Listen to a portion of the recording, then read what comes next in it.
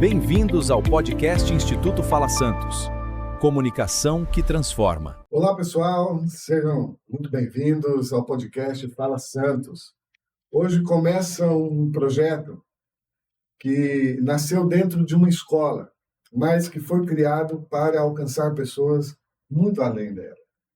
A proposta do Fala Santos é trazer histórias, experiências e conversas que inspirem as pessoas. E para inaugurar esse projeto, nós convidamos uma pessoa que, de certa forma, também ajudou a construir toda essa história, tudo isso que nós estamos vivendo aqui nesse momento. Se trata do professor de língua portuguesa, apaixonado pela literatura, um grande escritor, escreve coisas belíssimas, tem amor pela educação. Eu acho que poucas pessoas têm tanto amor pela educação como o nosso convidado de hoje, e também, por que não dizer, na habilidade de formar pessoas, porque a educação tem esse grande papel que é formar pessoas, muito mais do que levar o conhecimento da área da língua portuguesa, como no caso do senhor, também ali fazendo o seu trabalho na área ali como coordenador pedagógico, também eu como professor de história, muito mais do que levar esse tipo de conhecimento é formar pessoas para a vida. Além disso, foi dentro de uma eletiva criada na escola onde eu trabalhava, onde ele é coordenador, ali no CEPI Bartolomeu Goiânia da Silva, que nasceu essa ideia, de Paulo, de nós estarmos fazendo aqui o podcast, e como eu já disse, trata-se nada mais, nada menos do que o professor Paulo, meu tio, que eu tenho o maior amor do mundo, que é uma das pessoas que eu acredito que uma das pessoas que me conhecem assim, né, há muitos anos, posso dizer, desde quando eu nasci. Com certeza. Me conhece desde quando eu nasci. De Paulo, um prazer muito grande. Obrigado pela presença do senhor. E para mim está sendo um grande prazer, uma grande honra tê-lo como o meu primeiro convidado aqui no nosso podcast, no Fala Santos. Seja bem-vindo, de Paulo. Não, eu quero falar aqui, em primeiro lugar, que para mim é uma honra muito grande, né? Eu nunca imaginei que eu estaria assim a esse nível de ter essa honra, de se achar que eu mereço estar aqui e reforçar, Leandro, que a gente tem esse, independente de ser meu sobrinho, de ser da família, mas a admiração pela sua história, pela sua carreira e pelo seu, tanto a carreira na escola como esse seu projeto aqui do Fala Santos. A gente vê isso com um orgulho muito grande. E é realmente sim, uma honra que não dá para falar assim, a honra que é de estar aqui, porque a gente tem assim, essa admiração e esse orgulho de te ver crescendo, de ver colocando em prática esse projeto. E a recíproca é muito mais que verdadeira, de Paulo. Também para mim é um prazer muito grande. Eu fiz questão de convidar o senhor e para que os nossos telespectadores possam entender, né, tudo isso. Eu quero começar contando uma história. Claro que, como historiador, eu não podia deixar de contar aqui uma história. E tudo isso começou de uma maneira lá das eletivas, né, como eu trouxe, que foi uma coisa que era uma inovação, era algo diferente para mim, para o senhor também, porque nós estávamos aprendendo junto a implantar no CEPI, nós que éramos uma escola regular e de repente veio para uma escola de tempo integral, toda uma metodologia diferente, toda uma estrutura ali totalmente diferente, e aí surgiu a questão das eletivas, dessa disciplina, dessa questão aí das eletivas, que chama de currículo... Integração curricular. É porque vai mudar de nome. Vai mudar. Quando ela parece que era outra coisa. Tem escolas que falavam de núcleo diversificado, Isso, aí depois... Parece que era isso. Aí depois chamou de integração curricular. Tá vendo como que o nome vai ficando bacana? Vai. E aí eu fiz essa parte, e aí me convidaram para fazer parte dessa integração curricular, e aí me convidaram para ministrar uma aula de eletiva, né? E aí eu logo ganhei o desafio. Poxa, agora eu vou fazer o quê? Eu não tenho, eu olhava assim e falava, poxa, mas eu não tenho a habilidade que o Paulo tem, porque o Paulo tem inúmeras habilidades, viu, pessoal? Eu não tenho, assim, algum tino artístico, e eu não estava ali ligado à questão também da área do esporte, do lazer, porque a meninada gosta muito dessa parte. Está muito ligado com aulas práticas. Com essas questões práticas. E aí foi quando, poxa, mas tem uma coisa que fez muita diferença na minha vida e continua fazendo, que é a questão da comunicação. E como eu tinha por mim e tenho por mim que comunicação é algo que encanta as pessoas, que transforma vidas, foi quando a gente propôs fazer um projeto e apresentamos lá para regional, para a TRE, e aí foi estabelecida a eletiva, e aí o resultado foram resultados brilhantes. E aí dessa parte eu vou deixar o senhor contar um pouco dessa história com relação à questão da eletiva, porque o senhor vivenciou todo esse processo aí também. Com certeza. Não, é lógico que já estou com 30 anos de prática na sala de aula e mais de 15 anos na coordenação pedagógica. Então, nós tivemos muitos desafios, mas tornar o CEPI foi um grande desafio. A gente brinca assim, fala assim, nós anoitecemos a escola parcial e amanhecemos de CEPI. Então, a SEDUC mandou um documento falando assim, o Bartolomeu foi escolhido para se tornar um CEPI. Porque, de certa forma, a gente já tinha um pouco essa característica da questão da acolhida, de ter uma visão diferente, de cuidado com o aluno. Então, eles acharam que era mais fácil aperfeiçoar isso dentro da estrutura do CEPI.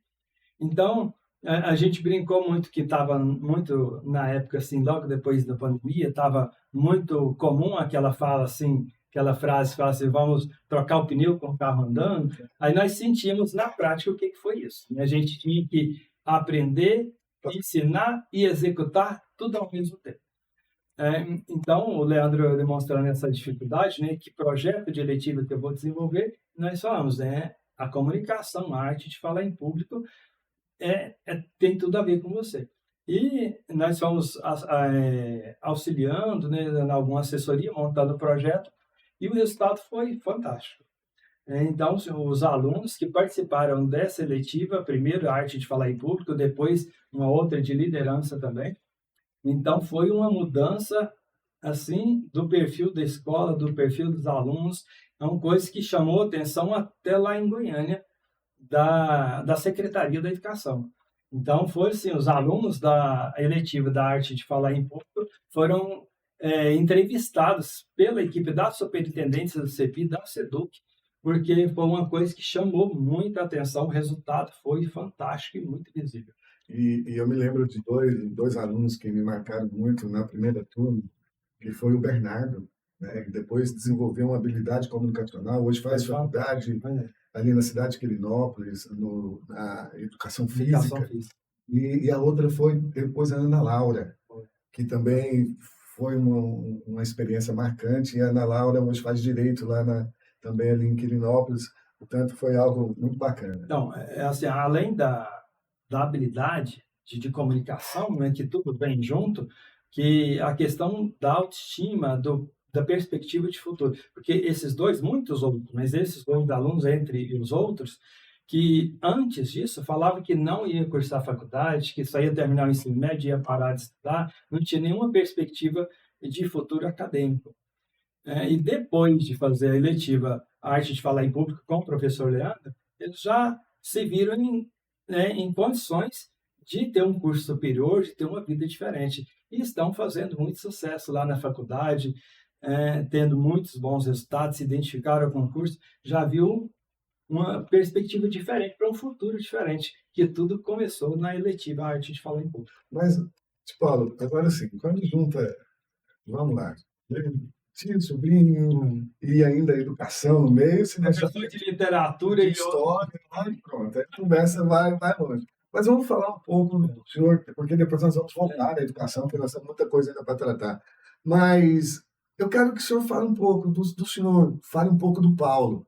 Quem que é essa pessoa? Que eu conheço muito bem, mas para as pessoas conhecerem melhor. Porque muitos conhecem o Paulo da escola, lá, do convívio, por causa da questão religiosa também, né? Que o senhor tem uma convivência ativa, né, dentro da igreja. Mas quem é essa pessoa, esse Paulo, que a gente tem tanto amor? Assim? Então, hoje em dia, tem muito essa questão, né? Quem é você? Quem é você quando a luz apaga? Quem é você quando tem nenhuma câmera filmando? Então, eu falo assim, eu não sou o professor Paulo ou coordenador Paulo, isso é só uma parte, um detalhe da minha vida. Então, eu sempre falo assim, eu não gosto daquela fala assim que a gente ouve, né, da minha geração, desde criança, adolescente, tinha aquela fala, o trabalho dignifica o homem.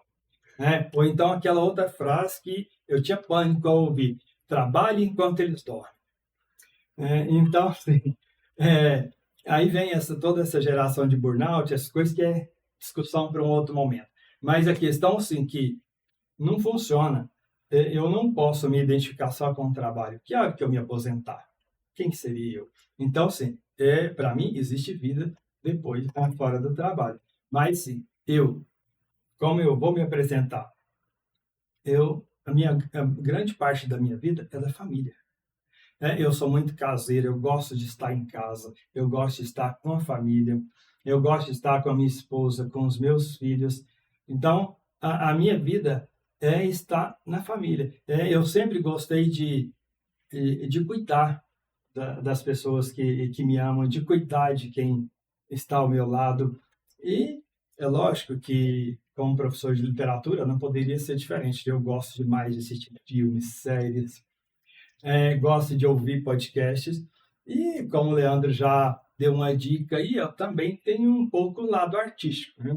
Então, eu gosto também além de escrever, às vezes escrever poemas e outros textos, eu gosto de desenhar, gosto de pintar, gosto de fazer artesanato. Então, eu gosto de estar com a família, eu gosto muito de estar na escola, mas eu também gosto de ter um tempo para mim. Eu também gosto de ter um tempo de ficar sozinho, conversando comigo mesmo, no meu cantinho. E as pessoas não, e as pessoas precisam entender a importância disso, né? Porque isso trata-se, Paulo, de quando você tem esse tempo para poder conversar com você, dialogar com você. Eu falo isso muito também no meu treinamento, que é essa questão da comunicação intrapessoal. Tirar esse tempo para dialogar com você mesmo. E a gente chama isso, esse momento, de solitude. Não é solidão, é de solitude, que é esse momento de você estar com você mesmo. Até para que você possa se compreender melhor dentro da dinâmica da própria existência, né? Para mim sempre foi muito importante. É importante esses momentos. Eu também curto muito essa questão de estar em casa, estar com a minha família. Eu prezo por isso, eu dou muito valor nisso, porque, na verdade, isso é o que, para mim, é o que mais tem de valor na minha vida. É a minha família, são esses momentos. Claro que nós, igual o senhor trouxe, nós temos toda essa questão do profissional, do trabalho, mas isso não é tudo, né? Isso é uma parte da vida. E a gente tem que saber lidar com essas questões, né? Entender tudo isso. E a comunicação assertiva ajuda muito nessa questão de você estar bem aonde você precisa estar. Então, eu preciso estar bem estando no trabalho? Preciso. A comunicação me ajuda para isso? Me ajuda. Eu preciso estar bem ao estar em casa? Preciso. E a comunicação me ajuda para isso? Então, claro que me ajuda. Portanto, esse diálogo, essa comunicação interior é de fundamental importância para o nosso equilíbrio mental e emocional. Com certeza. Eu gosto muito da fala do escritor Machado de Assis, que tem um certo momento que ele diz: a nossa vida é um palco. E em cada situação, a gente representa um personagem diferente. Então, assim, não é falsidade, não é. É a gente agir de acordo. Por exemplo, se eu estou na escola, eu vou agir de acordo com o ambiente da escola. Se eu estou na igreja, eu vou me portar, me vestir e agir de acordo com o ambiente da igreja. Se eu estou em casa, eu vou agir, né, de acordo com em casa. Então, assim, a gente tem que saber se adequar em cada momento, né? Ser verdadeiro em cada momento que está, mas de acordo com a situação, com o que o momento exige. Paulo, eu sei, assim, que o senhor é uma pessoa muito estudiosa e o senhor tem uma faculdade, passou por essa experiência. Eu não sei, Paulo, mas o senhor deve ter sido um dos primeiros, se não o primeiro, o senhor deve ter sido um dos primeiros, foi o primeiro da família a receber um diploma de curso superior. E aí eu queria falar, quem foi a pessoa que mais influenciou a formação? Não só a formação no quesito acadêmico, mas também nessa questão da formação da pessoa humana. Então, quando a gente reflete isso, é muito difícil para mim falar de uma pessoa, porque eu não sei se é uma característica minha, mas eu nunca fui muito de ter assim, um ídolo, né, de seguir alguém específico. Então, eu fui muito observador. Eu sempre fui muito tímido, então eu sempre adquiri essa habilidade de aprender observando, eu sempre observei todo mundo. Então, foi aquela questão de ir aprendendo um pouco com cada um. Então, né, eu sempre ia observando o que eu ia aproveitar de melhor de cada um. Mas sim, agora, e principalmente de todos da família, né, com todos os professores. Agora, quem foi uma pessoa assim, que eu falo que foi muito mais próximo que as outras, que me influenciou demais, foi a minha mãe. E não falo assim de idealização de mãe, de romantização de mãe. Assim, nós tínhamos uma ligação especial e tudo que eu fiz na minha infância, na minha adolescência, foi focado nos ensinamentos da minha mãe. Tudo que eu fiz, sempre, cada passo que eu dava, eu sempre ficava pensando em que não podia decepcionar a minha mãe ou como que eu ia agradar. Então, assim, ela me influenciou demais. É lógico que, sim, cada um teve um pedacinho, mas a influência maior foi da minha mãe, eu como pessoa. Agora, assim, quanto à faculdade, não teve, assim, uma pessoa que me incentivou, foi a minha teimosia mesmo.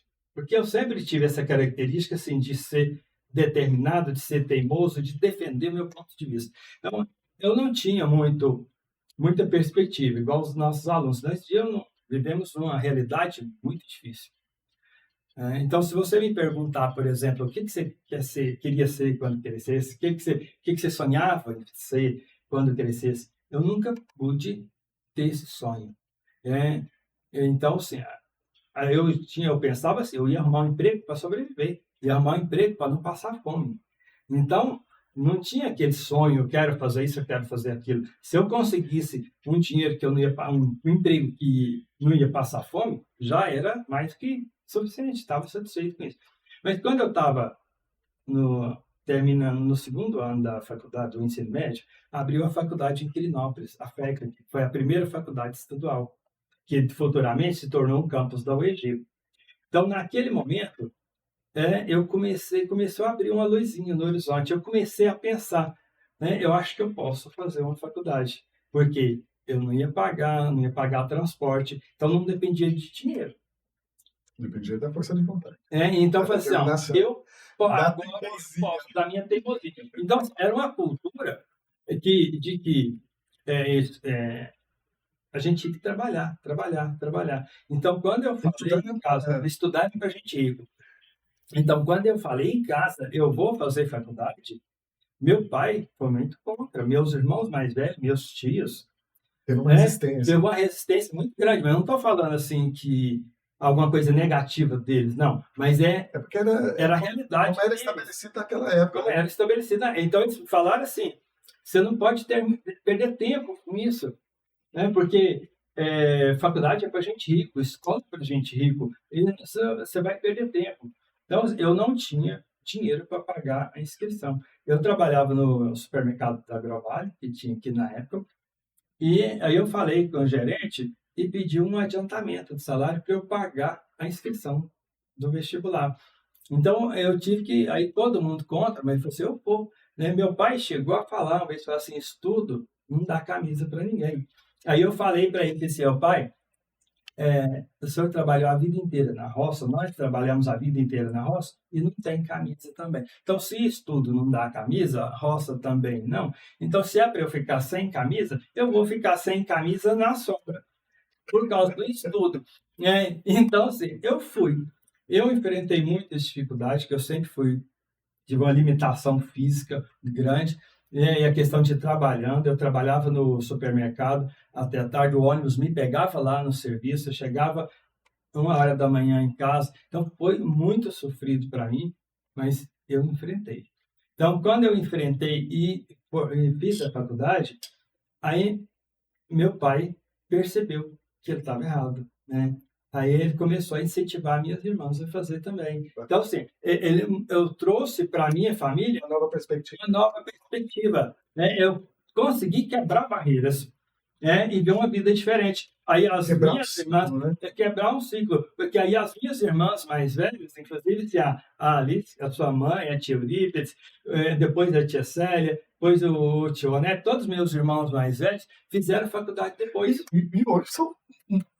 Muito, assim, já tenho. Então, assim, eu falo muito isso, gente, porque a família é numerosa, mesmo, só para você ter uma noção, depois o Paulo vai falar sobre isso para você ter a noção, e é realmente muito numerosa. Então, assim, Aí depois os irmãos mais novos foram fazendo também, então a maioria conseguiu fazer faculdade depois disso. Mas eu que enfrentei essa mudança de paradigma de cultura e fiz faculdade primeiro. E isso me influenciou também, porque depois os netos também não, os netos e sobrinhos também não quiseram ficar para trás.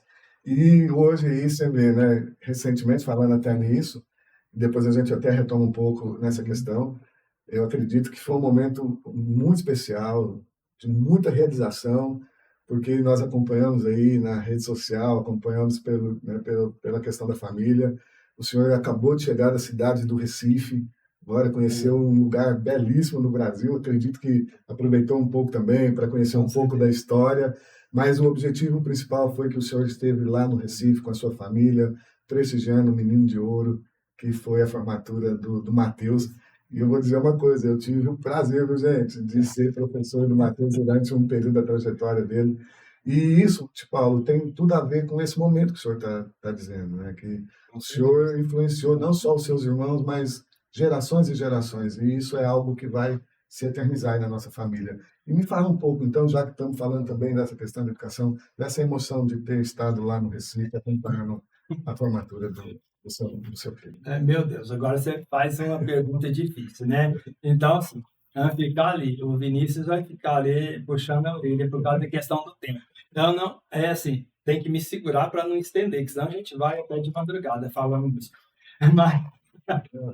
Mas sim, acompanhar toda a trajetória do Matheus, que é o meu primeiro filho, assim, uma emoção muito grande de ver agora a formação de medicina. Então, né, é uma coisa que a gente se emociona demais, é até difícil de falar, porque é uma coisa, é um outro mundo, é uma outra realidade, como se eu estava lá acompanhando todos os eventos de formatura, tudo como se eu tivesse sido levado para uma outra dimensão. É uma coisa que eu observo, gente, isso é um sonho, não sou eu que estou aqui pensando assim, É um utopia, não, pensando assim, da pobreza que nós saímos, né, da miséria que nós saímos, era mesmo, porque quando eu era criança, a gente sobrevivia de coisas ganhadas, né? Então, assim, o calçado a gente só tinha quando ganhava, às vezes roupa, né? Teve uma época que eu tinha uma roupa para ir para a escola e uma roupa, uma calça, uma camisa para sair fim de semana, para sair de casa. Então, assim, todos os dias tinha que chegar da escola à noite e lavar a camiseta para poder usar mesmo no outro dia. Então, era uma situação muito difícil, não tinha uma mochila para levar para a escola, né? Não, às vezes ia de chinelo, aquele famoso chinelo preso com um grampinho, a gente não pode entrar nesses detalhes para não estender muito. Então, daquela dificuldade tão grande que nós saímos, e eu ia mudando toda a realidade e aproveitando as oportunidades que surgiram. E agora, hoje, eu tenho um filho médico. Então, assim, gente, assim, é o que eu falo. Eu nunca tive coragem de pedir a Deus uma bênção tão grande, porque isso não fazia parte da minha imaginação.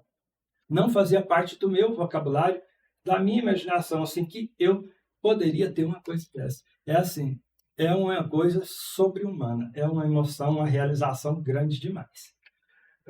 E é muito bacana, Paulo. E aí, voltando um pouco, quando o senhor trouxe a questão da pessoa que mais te influenciou na sua formação humana, e aí você trouxe a questão da avó Luzia. Eu falo uma coisa, e tenho muito orgulho de dizer isso também, porque também a avó Luzia foi, para mim, também uma grande inspiração. Eu tive inspiração de grandes mulheres na minha vida. A avó Luzia, uma grande inspiração. Minha mãe, uma grande inspiração que eu tenho, porque a história da minha mãe também é uma história de muita superação, de muita luta, e de muita vitória, de muita conquista também, o que nos enche de orgulho. Mas a minha avó, Luzia, e assim, tem esse carinho, ela tinha uma coisa assim tão especial, que era a questão do amor, do carinho, do afeto, da humildade.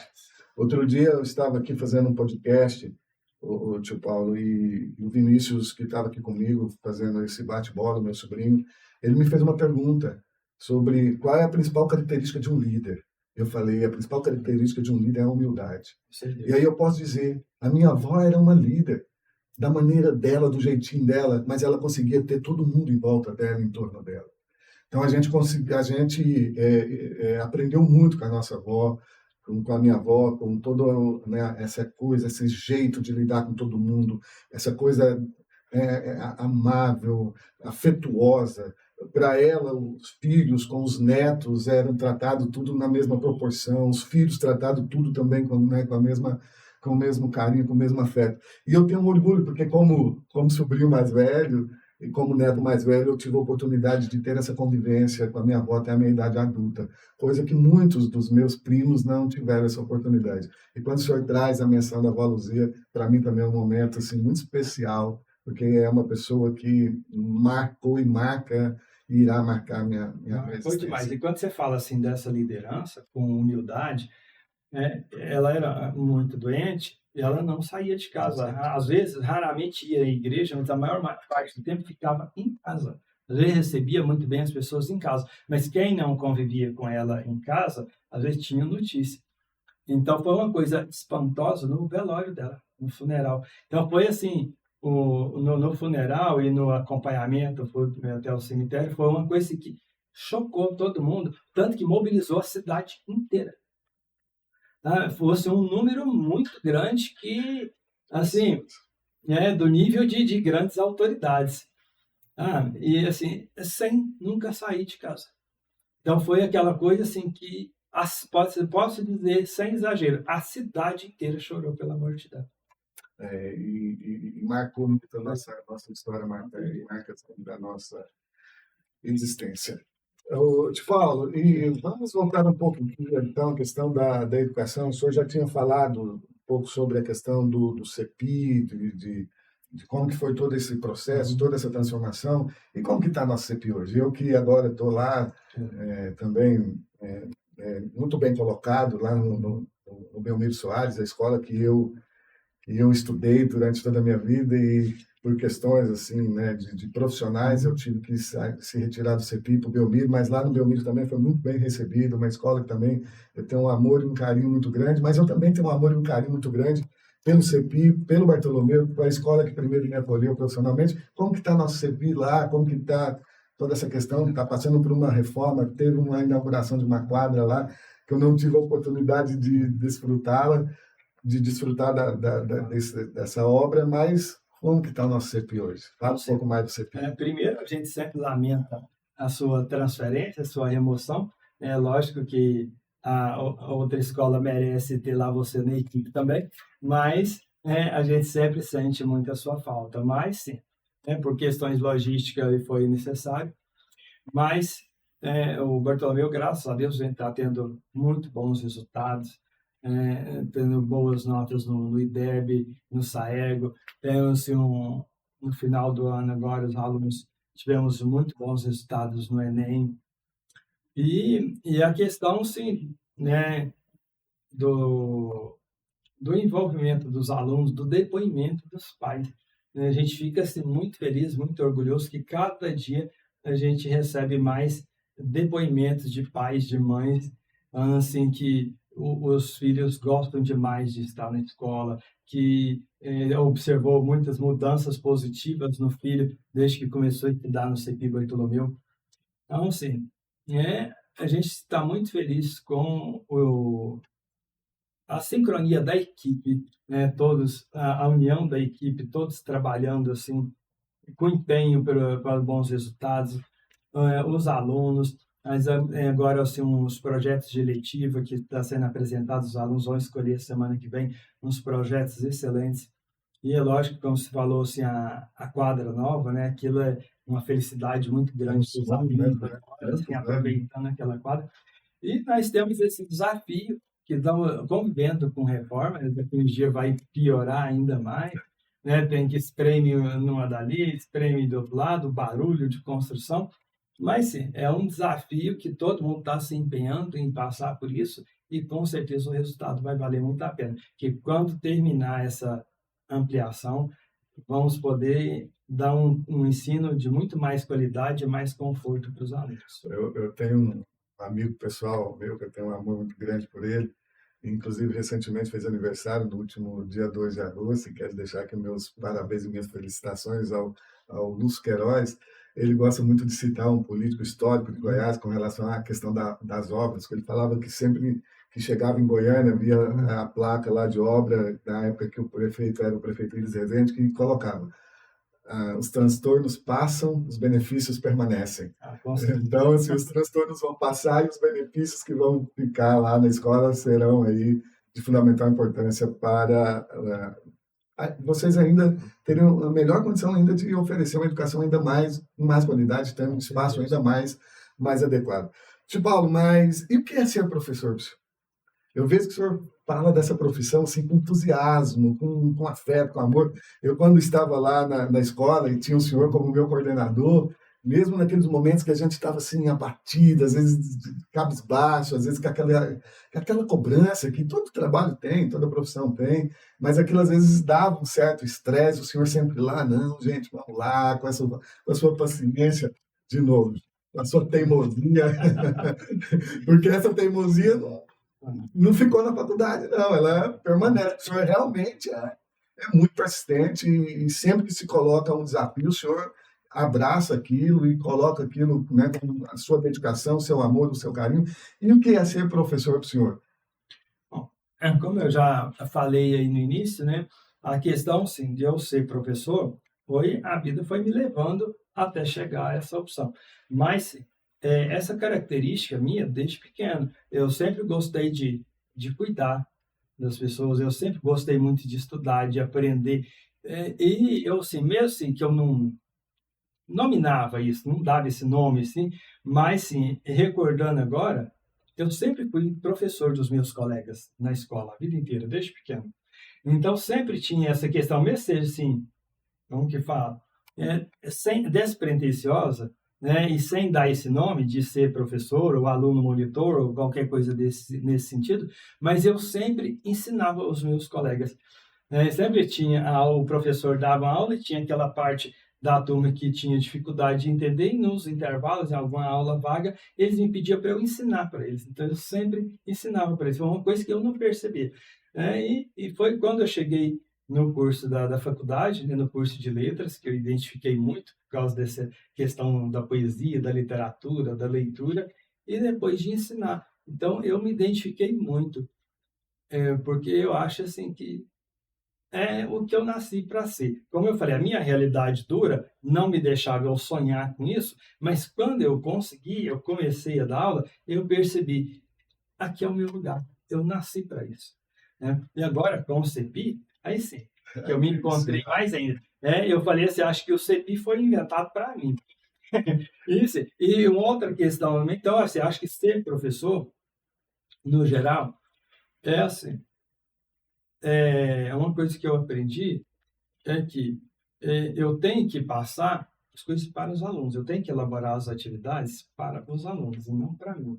Então, ser professor, a gente tem que identificar o que o aluno precisa, o que faz sentido para ele. Porque não adianta, é uma coisa que assim, a gente vai aprendendo com a prática, né? Então, já teve situações assim, de eu ter muita dificuldade de envolver os alunos e, de repente, eu começo a perceber, eu estou levando o meu melhor para eles. Mas, no momento, o que ele precisa não é desse meu melhor. Né? Eu tenho que identificar o melhor que ele precisa no momento. Então, ser professor é isso, é identificar a característica de cada aluno, né? E identificar o que ele precisa no momento. Porque pode ser a melhor atividade, a melhor metodologia, a melhor dinâmica, mas se não é o que o aluno precisa no momento, não vai ter resultado. Então, ser professor é isso, porque quando a gente fala, vamos transmitir conhecimento, hoje em dia, cada dia mais, isso não faz sentido. Porque a IA, a inteligência artificial, faz isso muito melhor do que nós. Então, a gente tem que enxergar o aluno e perceber qual a característica dele, respeitar ele, não querer mudar e identificar o que ele precisa. E o senhor falou uma coisa muito, muito interessante, que eu também tenho essa visão como professor, que é gostar de cuidar de gente. Gostar de cuidar das pessoas, principalmente de jovens, de crianças, que são as pessoas que nós estamos formando para o futuro da nossa nação, o futuro da nossa cidade, o futuro do nosso país. E para isso a gente precisa realmente ter esse olhar, esse acolhimento, esse lado humano que a nossa profissão nos proporciona, que além de formar profissionais é a formação humana. O senhor trouxe uma coisa na sua trajetória, eu também, como professor, não era uma coisa que estava estabelecido para mim, e tem muito a ver com o que o senhor diz, que acaba assim, que a gente é levado, que a gente não tinha a possibilidade de sonhar, eu quero ser isso, eu quero ser aquilo, mas tinha algumas possibilidades, e dentro dessa possibilidade, estudar, fazer um curso superior, o que estava ao nosso alcance pelas limitações financeiras, era fazer uma universidade pública aqui na área de licenciatura. E uma grande incentivadora para que eu pudesse fazer a licenciatura, fizesse o curso de História, foi a tia Érica, a sua esposa, que insistiu e persistiu. Ela só não insistiu, ela insistiu e persistiu, e ela acabou me convencendo a ingressar na universidade, e eu tenho uma gratidão imensa por isso, porque se não fosse essa insistência, essa persistência dela comigo, eu teria, às vezes, não teria ido fazer o vestibular, e com certeza, talvez não teria alcançado o resultado profissional que a gente tem alcançado hoje, e depois quis o destino, como são as coisas, eu sou aprovado no concurso público e vou ministrar aula na escola onde ela trabalhava. Quando eu cheguei lá, me parece que ela era vice-diretora, e depois ela assume a direção, e olha que coisa, né? Ela me incentivou a fazer um curso superior para depois ir trabalhar com ela na escola, e eu sou extremamente grato por isso. E uma outra característica de Paulo, que o senhor trouxe, que é essa questão das limitações econômicas. E eu falo muito para os meus alunos que as limitações econômicas, elas não podem ser barreiras para que a gente possa realizar os sonhos. Porque a gente nunca sabe quando a oportunidade vai chegar, quando a oportunidade vai aparecer. Tem uma frase que o Cortella, acredito que foi o Cortella que disse isso, que eu acho muito interessante, que ele fala que a coragem tem que andar na frente da sorte. O que é isso? Eu tenho que buscar, eu tenho que ir atrás, eu tenho que me preparar, eu tenho que fazer a minha parte. Isso também está no contexto religioso, de fazer a sua parte, que as outras coisas vão sendo acrescentadas.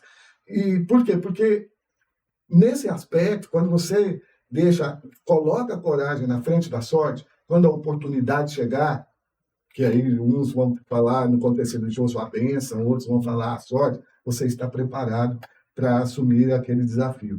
E eu agora estou também num novo desafio, que é fazendo um mestrado lá na Universidade Federal de Uberlândia, na área em História Profissional.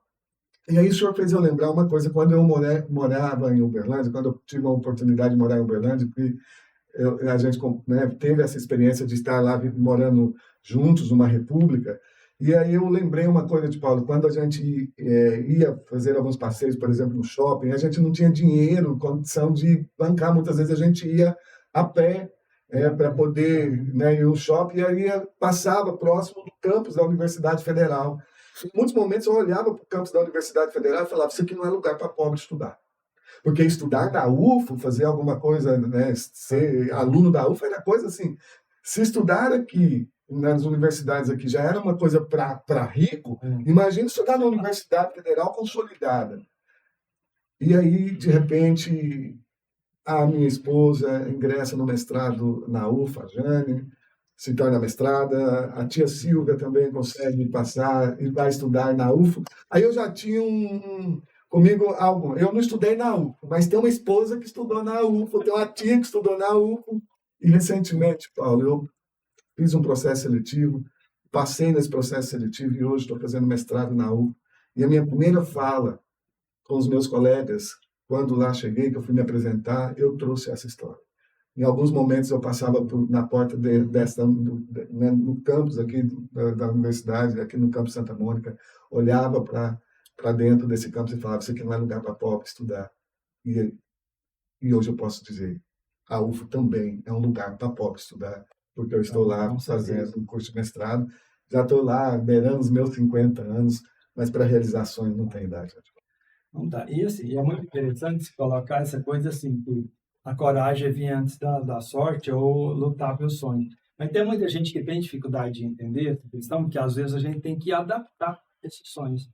Então, se eu não tenho um sonho, se eu não tenho condições de realizar esse sonho, mas às vezes vai por etapas, né? A gente tem que identificar que caminhos que tem. Então, assim, fazer a faculdade de letras lá na faculdade, em Quirinópolis, não era o meu sonho. Então, assim, eu não tinha essa possibilidade de fazer sonho. Mas se fosse sonhar, eu sonharia com medicina, com física, né? Eu sempre ficava fantasiando assim, né? Se fosse em outra realidade, se eu pudesse fazer medicina, se eu pudesse fazer um curso de física, mas aí eu fui fazer faculdade lá de letras, que eu consegui ser professor com um concurso e consegui proporcionar isso para o meu filho. O meu filho fez medicina.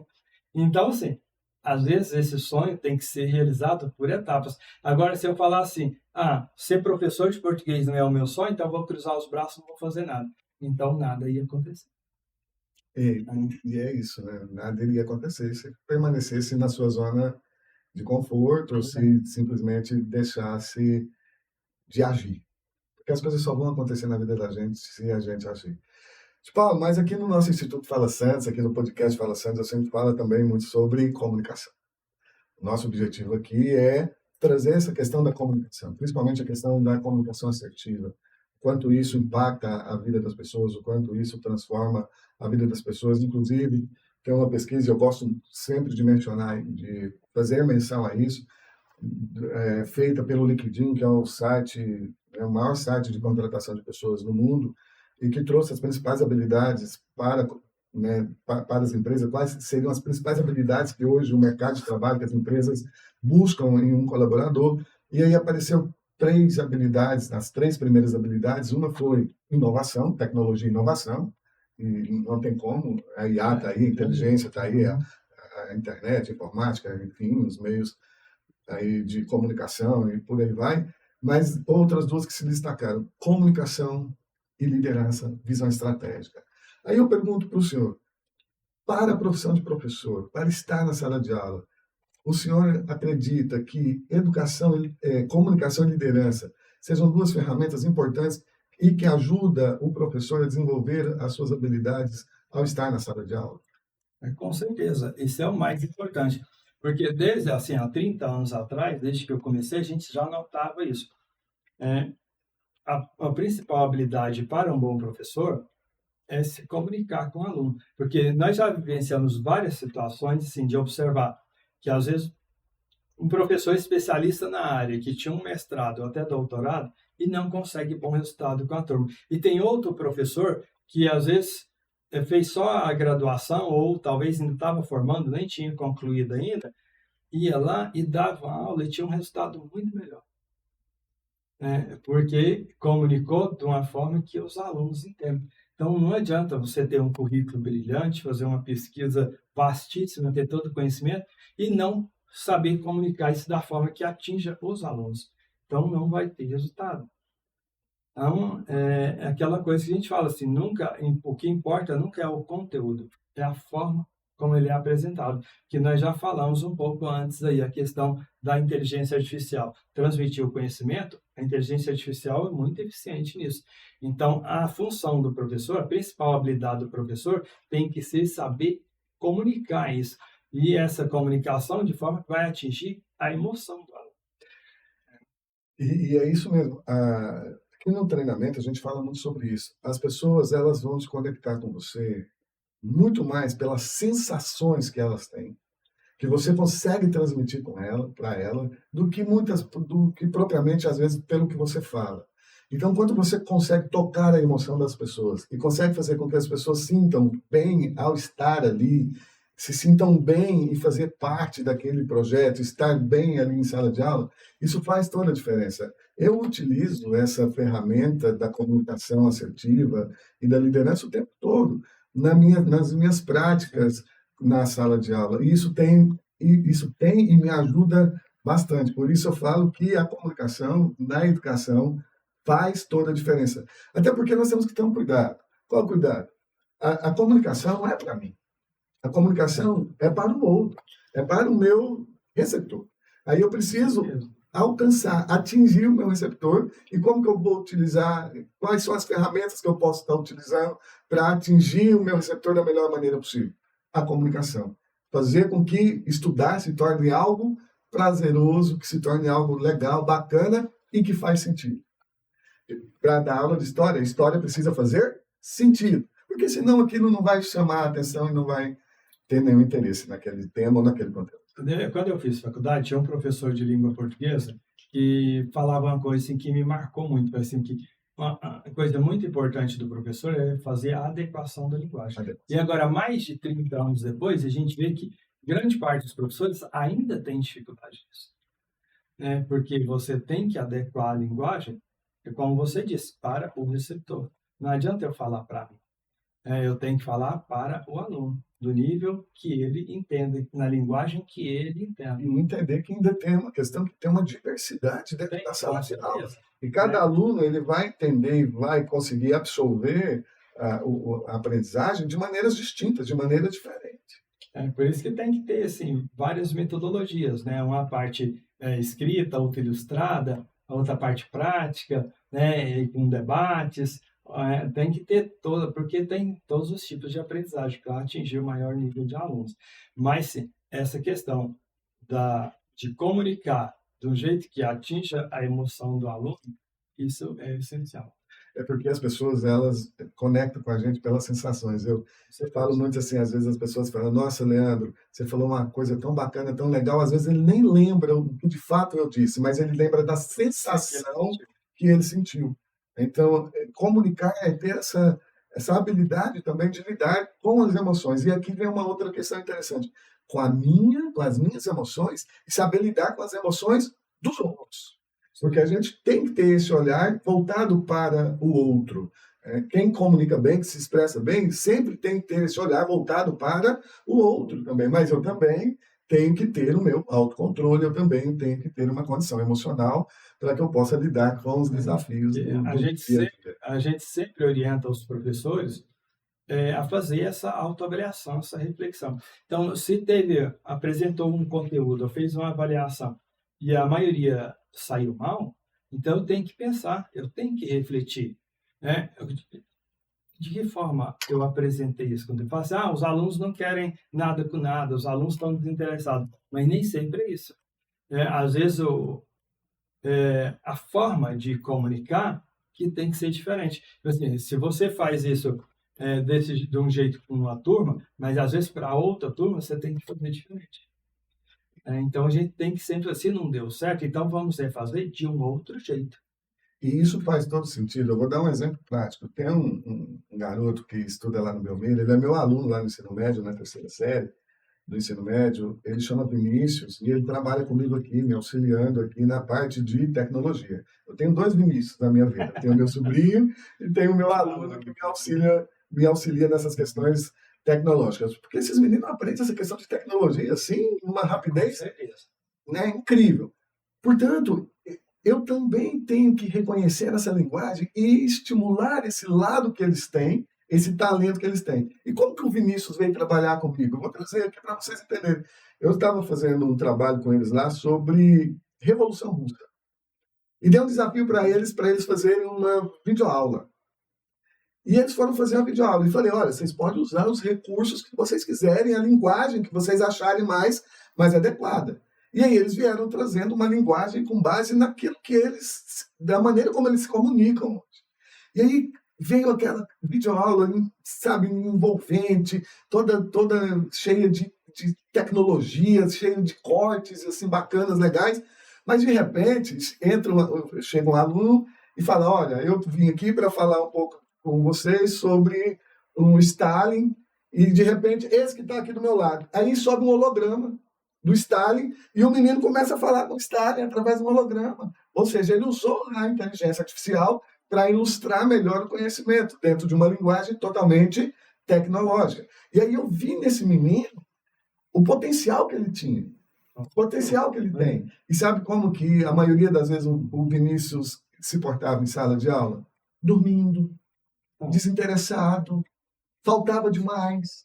Até o dia que eu alertei, eu falei, moço, você tem um futuro brilhante pela frente, você tem um talento magnífico. Mas como que eu consegui perceber isso? Ele usando a educação no sentido que estava fazendo sentido para ele.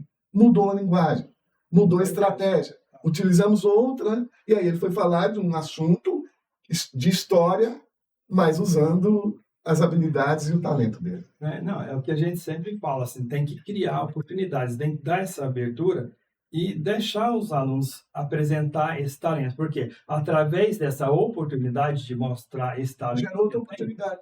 aí, e gera até a questão profissional, financeira, mas também, sim, aí através dele se sentir visto, se sentir valorizado, ele também se esforça para participar das outras atividades também, né? Então, essa questão é muito importante, né? De quando fala assim o desafio de ser professor no momento de inteligência artificial, de redes sociais, de tudo. Mas quando a gente traz essa inteligência artificial como parceira, como orienta esse uso consciente, que a inteligência artificial vai ser um recurso para melhorar o seu trabalho e não para te substituir, isso é fantástico. Então, essa forma de trazer o aluno para participar da escola é essa de criar essas oportunidades e valorizar o que eles fazem, porque não pode ficar contra. Porque se você ficar contra, contra essa cultura deles, contra os vídeos curtos, contra a inteligência artificial, eles vão achar que você é de, esse é um velho, é de outra geração, É dinossauro. Dinossauro, é outra, nome das gerações que eu até esqueci agora. Então,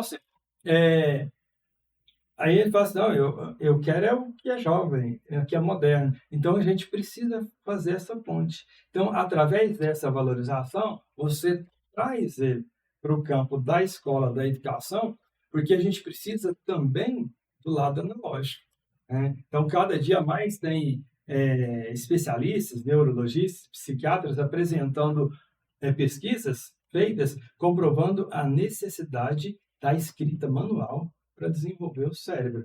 Então, a gente tem que valorizar muito as tecnologias, o uso da IA, que não tem como ficar contra isso. Mas a gente precisa também estimular a escrita manual, né, o livro físico, porque isso prova que a aprendizagem é mais eficiente e gruda mais no cérebro, permanece mais, cria memórias. É você fazer uma junção entre a inovação com a tradição.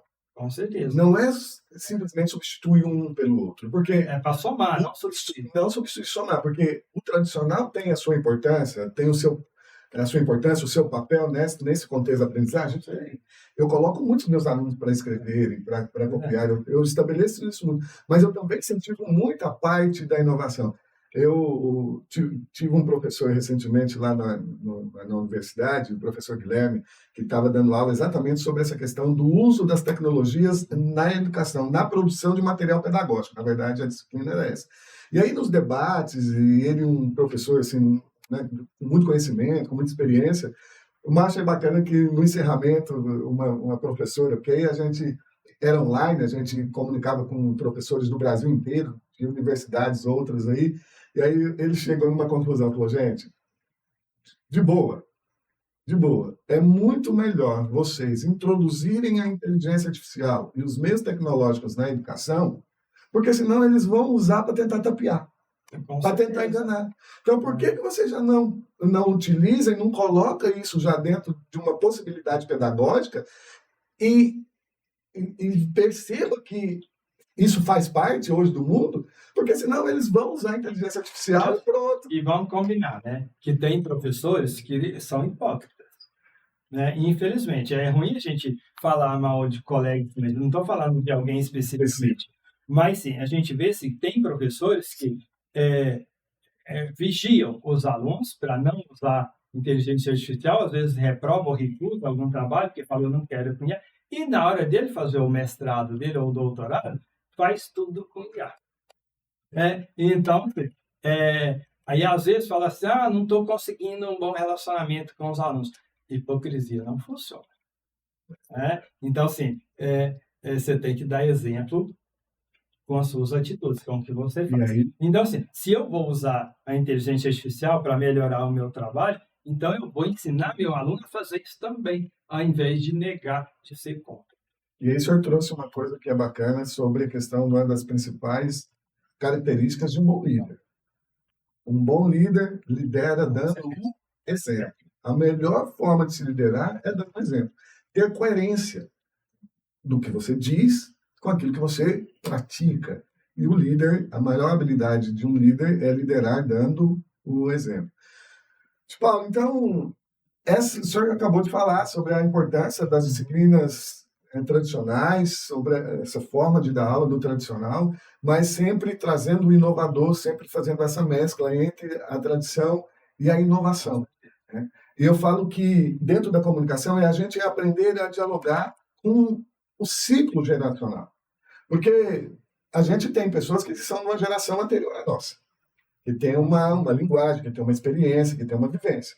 Nós temos as pessoas da nossa geração. E nós temos pessoas já de 2 gerações para frente. Como, por exemplo, hoje com as minhas filhas, a linguagem que eu utilizo, a maneira que hoje nós educamos os nossos filhos foi totalmente diferente da maneira como nós fomos educados. E hoje, na minha época, eu acredito que ficou na minha época. Com certeza. Quando eu falo na minha época, é mais antigo. Então, quando eu trago na minha época, ou seja, eu tenho um referencial de valores, mas eu tenho que aprender a dialogar, e aí vem a palavra, dialogar com valores que foram implementados e que foram introduzidos com essas novas gerações. Porque eu acho que a melhor forma de a gente poder lidar com esse choque geracional é estabelecendo uma boa comunicação, e uma boa comunicação se estabelece através do diálogo. E agora, a gente observa, quando você fala assim, de choque geracional, de comunicação, a gente vê tem muitos professores, às vezes pais, mães também, mas como nós estamos no contexto da escola, né? Esse choque geracional, agora, por exemplo, essa febre de farmácia, de Six Seven. Então, tem muitos professores que têm dificuldade de lidar com isso. Então, os meninos lá na escola, principalmente os pequenininhos do sexto e sétimo, eles adoram conversar comigo, porque todo dia perguntam se já farmou a aura, se já fez o Six Seven. Então, assim, eu converso com eles, eu tento mostrar para eles o que significa. Então, assim, vamos farmar a aura de uma forma positiva, produtiva. Então, assim, a gente tem que interpretar essa linguagem e introduzindo outros conhecimentos junto com isso, porque se for negar, reprovar, vai dar esse distanciamento. E assim, se a gente for parar para pensar, no nosso tempo também a gente tinha. Então, assim, se fala assim... Em contexto diferente, mas... Se fala assim, vai ficar parado lá farmando aura, vou farmar aura. Aí, no meu tempo, fala assim, vamos brincar de estátua. Então, no fim, era a mesma coisa. Fala assim, vamos fazer Six Seven. Aí tinha aquelas brincadeiras, em um do, no T, alguma coisa assim, aqueles movimentos, era quase a mesma coisa. Né? Então, assim, só mudou o nome. E aí, fica só porque é linguagem dos jovens, então vamos reprovar, vamos ser contra, vai criando esse distanciamento. Então, a gente tem que um pouco entrar no mundo deles, da criança e dos jovens, e depois trazer ele para o nosso mundo. Porque aquele professor que fica lá no pedestal, no palco, antigamente as escolas tinham até um palquinho lá para saber. Então, assim, se o professor fica lá para demonstrar superioridade, demonstrar poder, isso não funciona mais. Então, a gente tem que ter essa interação com a linguagem. O senhor trouxe um tema que essa semana, ontem, eu estava em todas as salas do ensino médio que eu estive e eu trouxe esse debate, porque eu não sabia, eu não conhecia esse termo e não conhecia, na verdade, esses 2 termos. E aí, um dia no carro com as minhas filhas, a minha filha falou sobre essa questão de um torneio de farmar aura. Eu comecei, o que é farmar aura? Elas olharam para mim, tipo, rindo, tipo, ai, pai, você não sabe disso? Como assim, né? Peraí, mas não é do meu tempo, na minha geração, eu não estou... E aí eu fui procurar entender, compreender, porque a primeira coisa que a gente tem que, antes de fazer julgamentos, antes de fazer apontamentos, é tentar entender, compreender o que é aquilo, porque senão a gente fala coisas com base nos preconceitos. Quando a gente não conhece alguma coisa, fica emitindo opinião aí, a Deus dará, sem buscar o devido conhecimento. Aí eu fui tentar entender e compreender, mas eu fui tentar entender e compreender junto com os meninos, junto com eles. Eu estou dentro de uma sala onde eu lido com jovens, com adolescentes. Tipo, Paulo, quando eu falei a história do farmar aura, nossa, aquilo deu um frisson. Achou que ia botar todo mundo de cachê. Olhou assim para mim, todo mundo, e uns condenando aqui, falando, isso é coisa de quem não tem o que fazer, isso é coisa de ator, isso é coisa disso, isso é coisa daquilo. Gente, talvez não é... Eu preciso entender melhor isso.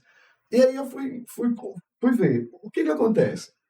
Porque eu pude entender. O Six Seven foi um rapaz do basquete, parece, né? O primeiro que trouxe isso, que tinha algumas questões lá que ele trouxe um certo equilíbrio, porque quando você faz esse, que eles entendem bastante, Tinha um trecho de uma música do rap e lá, também tem essa questão desse Six Seven, 6 ou 7 balas, alguma coisa assim. Aí o rapaz do basquete fez um recorte e brincou com esse Six Seven e viralizou. e viralizou.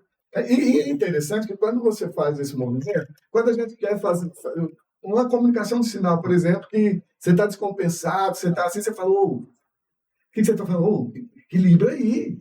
É como você falou, né? E aí, assim, só que aí você dá o sentido que você quiser a essa comunicação por sinais. E aí eu fui tentar entender um pouco mais sobre isso.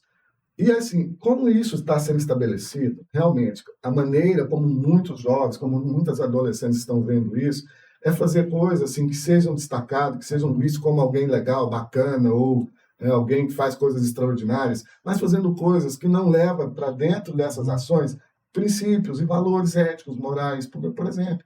Então, o que está acontecendo?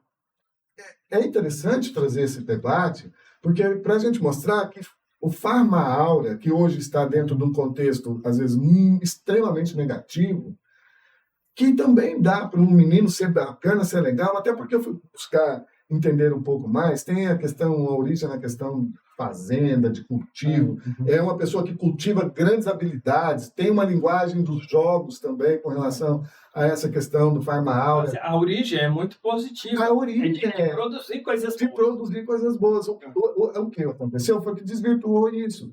E aí um garoto, uma adolescente, uma jovem, ela pode farmar áurea, ela pode ser carismática, ela pode ter uma energia bacana, legal, fazendo coisas boas, fazendo coisa positiva, fazendo coisas legais. E é isso que nós temos que mostrar para essa juventude.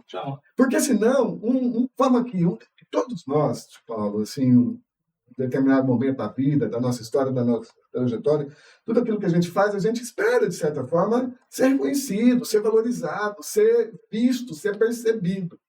Com certeza. Né? E hoje, muitas vezes, esse jovem que faz essas coisas legais, faz essas coisas bacanas, às vezes ele não está conseguindo ter essa percepção. E hoje, claro, que as pessoas buscam isso de uma maneira muito imediata, né? Muito momentânea. Mas depois nem está preparado, às vezes, Paulo, para essa fama, para esse sucesso.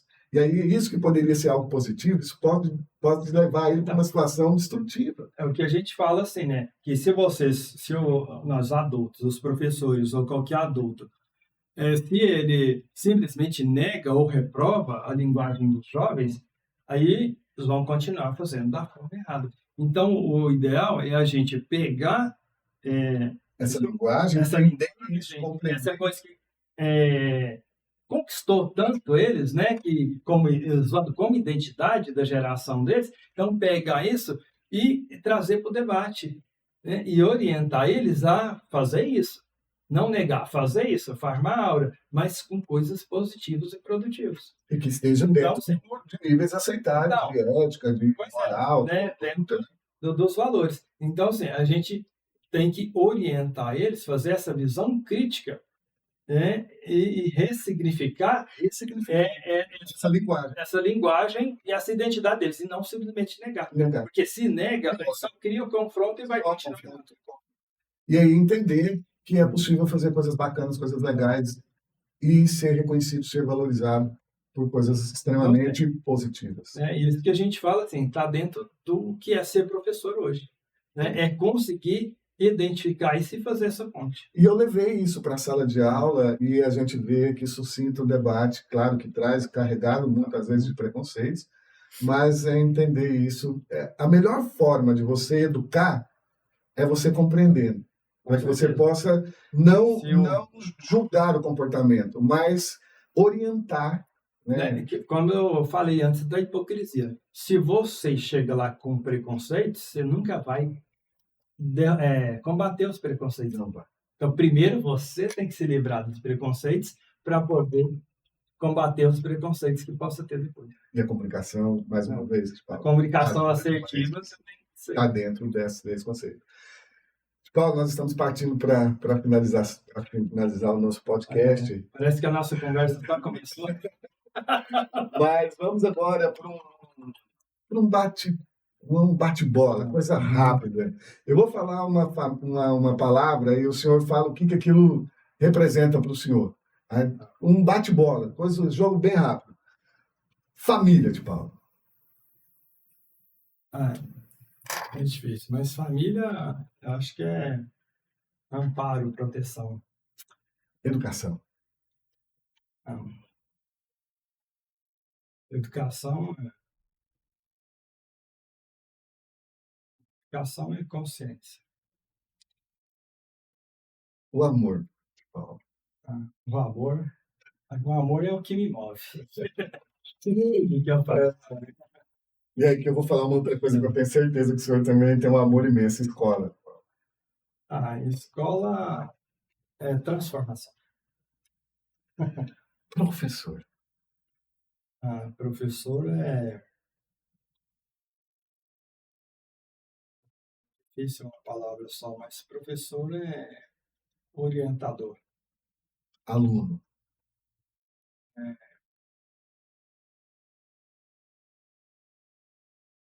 Aluno, acho que pode ser, é tanta coisa, mas sim. Mas o aluno vai ser o aprendiz, né, que é um sinônimo. Mas o aluno tem que ser quem busca o conhecimento. Comunicação. Comunicação é humanidade.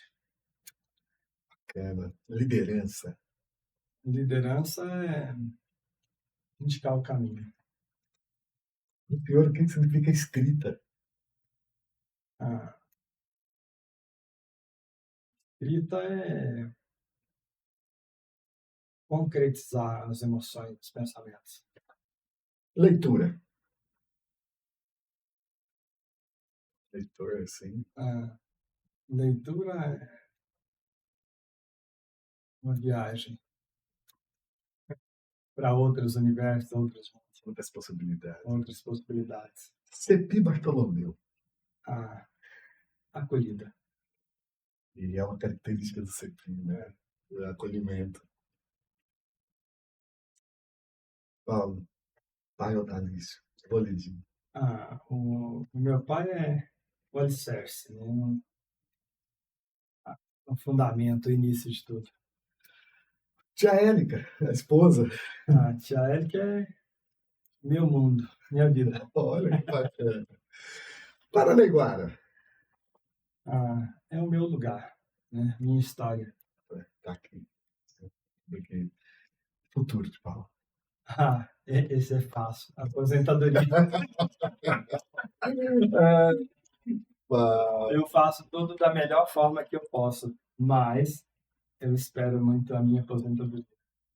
Por isso que eu falo isso, assim, com a expectativa. Até que o senhor possa dedicar mais aqui à escrita, à leitura, à família. Assim, não a aposentadoria, que eu falo assim, eu não quero aquela aposentadoria da origem da palavra, que a aposentadoria vem de se fechar nos aposentos, ficar fechado não. É uma aposentadoria que vai me dar liberdade de eu fazer o que eu quiser, a hora que eu quiser. Porque se eu já tenho o meu salário de aposentado, então eu fico livre para fazer o que eu sempre quis fazer. Tem uma pergunta aqui que é bastante interessante, Paulo. Se pudesse escrever uma carta para todos os seus alunos, qual seria a primeira frase?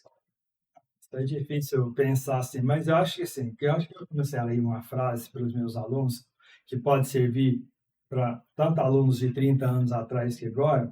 Acho que eu começaria uma carta assim. Meus queridos alunos, a cor dos meus cabelos me dá o direito de ter lugar de fala. Os meus cabelos brancos indicam que eu já vivi o suficiente para que vocês possam confiar e acreditar em tudo que eu vou dizer.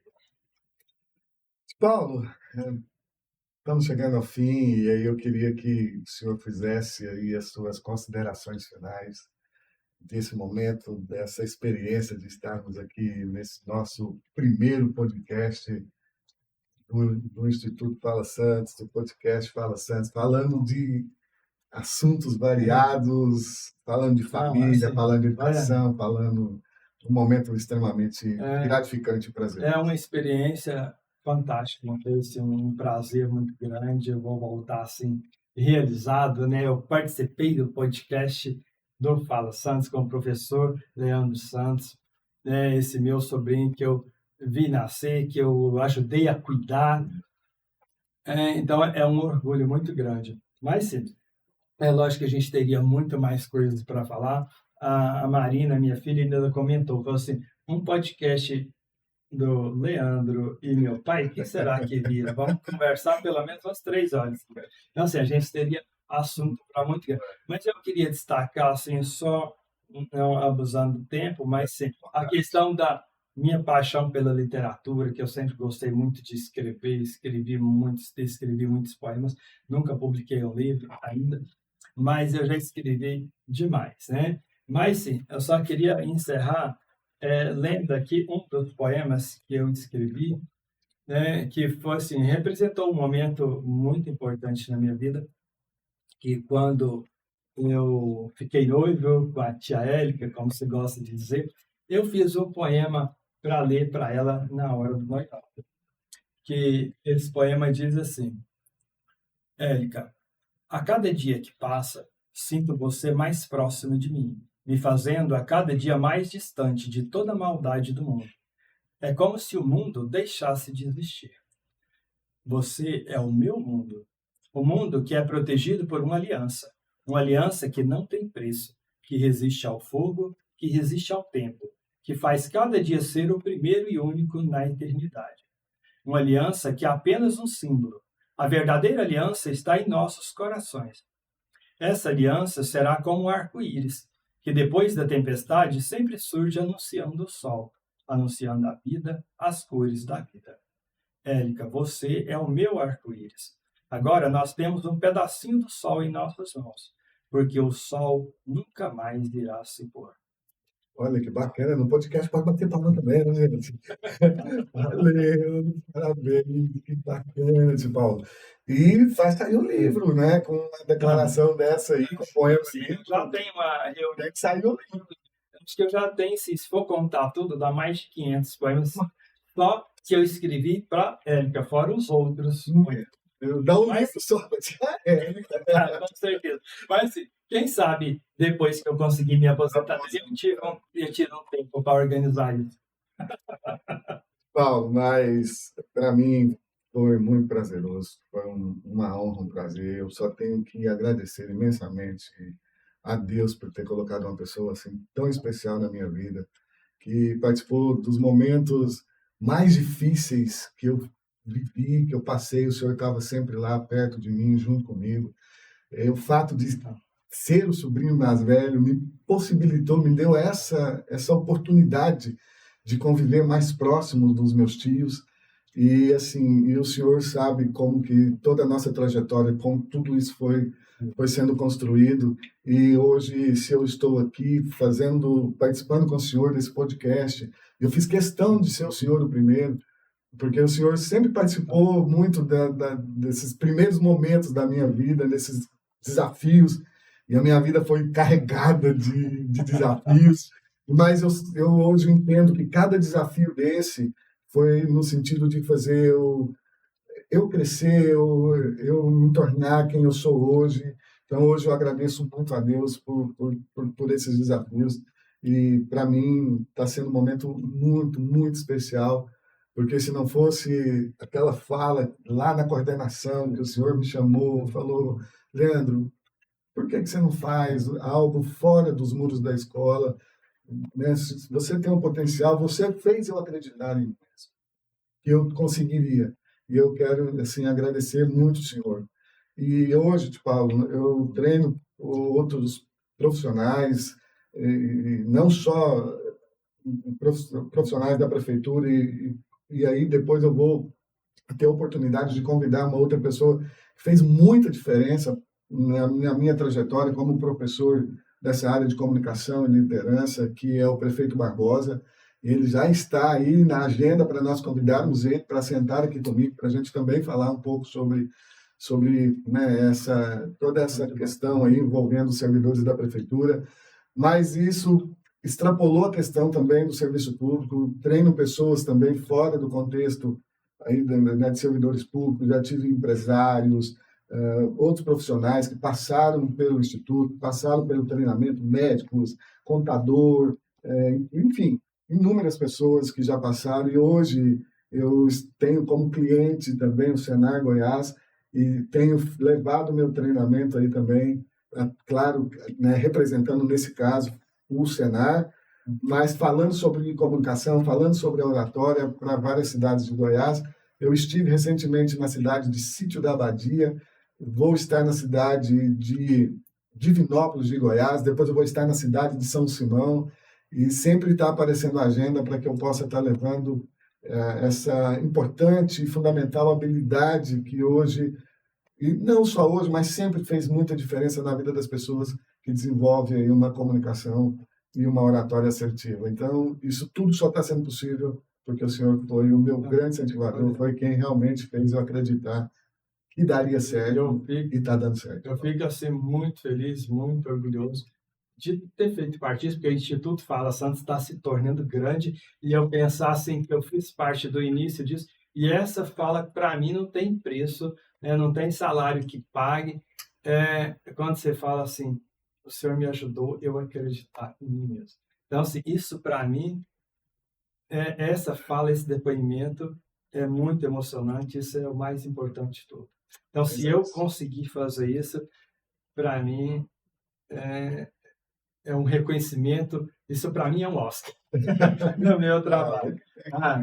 Então, sim, eu estou muito feliz de estar aqui, de ter participado de tudo isso, e nós estamos muito orgulhosos de tudo. Eu falo que na vida a gente precisa ter os anjos, né, que são encaminhados por Deus, e o Senhor é um desses anjos que Deus encaminhou na minha vida. Bom, pessoal, estamos chegando ao fim. Eu acredito que foi um momento não especial apenas para mim, mas para o Tio Paulo, mas para todos vocês que estão assistindo aqui o nosso podcast. Tanto o professor Paulo, muito obrigado por compartilhar a sua história. Tenho certeza de quem nos assistiu não conheceu apenas o professor Paulo, mas um homem que escolheu transformar a vida das pessoas por meio da educação. E a você que ficou conosco até aqui, muito obrigado. Se essa conversa fez sentido para você, compartilhe esse episódio, deixe seu comentário e acompanhe os próximos convidados. Eu, o professor Leandro Santos, e esse foi o Fala Santos. E nos vemos no próximo episódio. Um abraço a todos, fiquem todos com Deus.